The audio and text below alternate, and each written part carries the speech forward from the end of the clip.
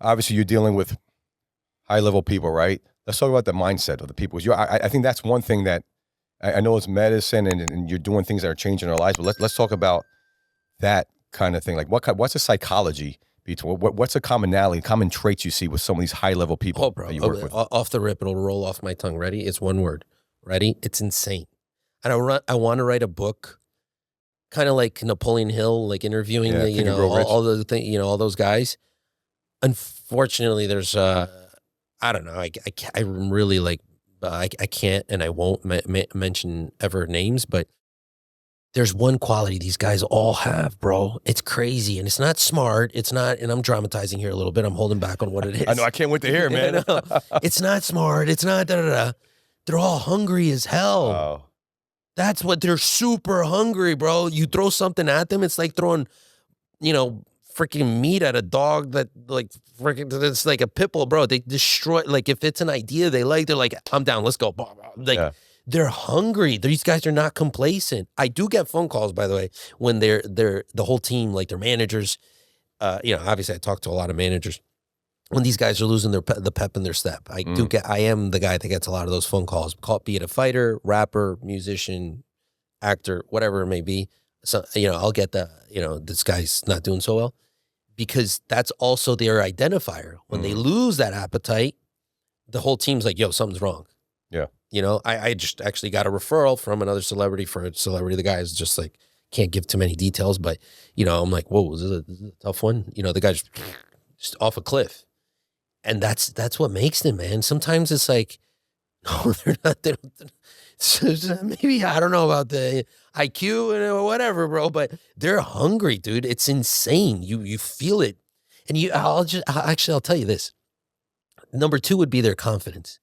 I said this to my staff the other day. I'm like, my staff's there. They know who these people are. I'm like, remember when so-and-so walked in the office?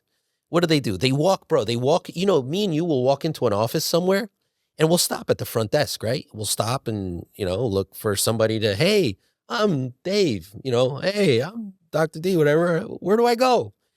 These guys, they walk in unequivocally. They all do the same thing, dude. The first time they walk into my office, they go straight down the hall as if they're going to go, like, they know where they're going.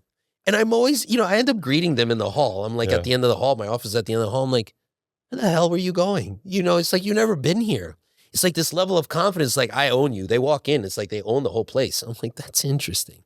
They don't stop at the front, bro. They just keep going.